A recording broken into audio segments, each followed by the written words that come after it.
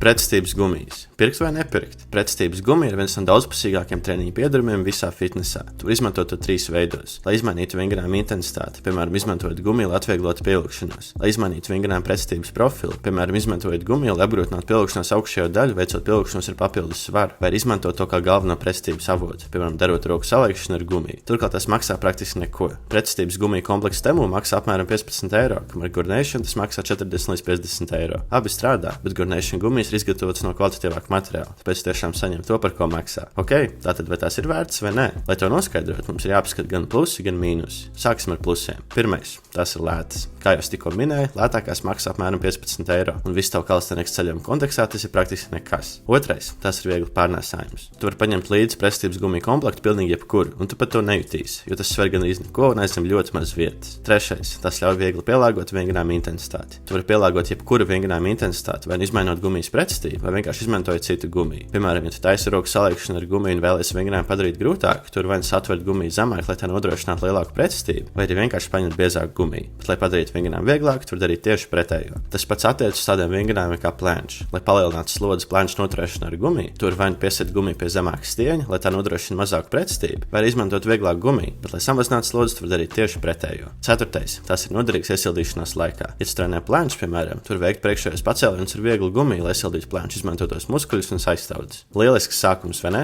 Bet tagad parunāsim par mīnusiem. Pirmais, nodrošinātā pretestība nav lineāra, jo vairāk jebkura gumija tiek izstiepta, jo lielāku spriegojumu tā nodrošina. Diezgan pašsaprotami. Statiskās pozīcijās tā nav problēma, jo gumijas garums visā noturēšanas laikā nemainās, bet dinamiskos vingrinājumos tas rada reālu problēmu, īpaši hipertrofijas treniņos. Kāds droši vien esi dzirdējis, muskuļu izstiepšana zem slodzes visticamāk ir tā kustības daļa, kas veicina vislielāko hipertrofiju. Un tieši šajā pozīcijā gumija nodrošina vismazāko pretestību. Jo vairāk muskulis ir izstiepts, jo mazāk izstiepta ir gumija un otrādi. Tomēr dažos gadījumos tu šo mīnusu var izmantot savā labā. Piemēram, ja pievilkšanās augšējā daļa ir tava vājā vieta, tu vari izmantot pretestības gumiju, lai to vairāk akcentētu. Otrais, tas var pārtrūkt. Pretestības gumija ir viens no trauslākajiem treniņu piedurumiem. Bieži lietojot gumiju, pārmērīgi tu izstiepj, jo tie pakļaujot to karstumumu saules gaismai, jebkura pretestības gumija ir laika nolietosies un galu galā pārtrūks. Pavisam nesen es pārplēsu vienu no savām pretestības gumijām, jo bija idiots un izstieptu pārāk tālu. Tomēr, ja tu neesi tāds idiots kā es, tam vajadzētu kalpot gadiem ilgi. Tāpēc tas lielā mērā atkarīgs no tā, kā tu tās izmanto. Trešais, tas var noslīdēt. Es zinu, ka internetā esi redzējis video, kur kāds taisa pievilkšanos ar gumiju un beigās gumija nonāk starp viņu kājām.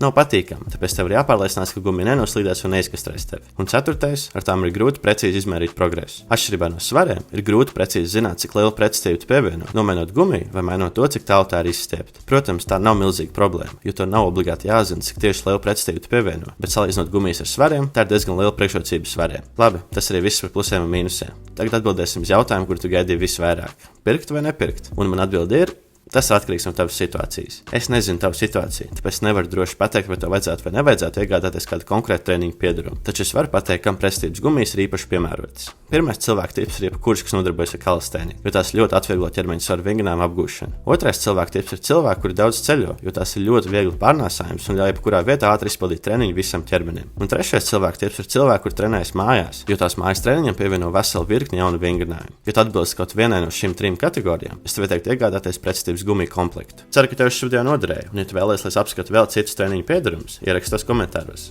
Čau!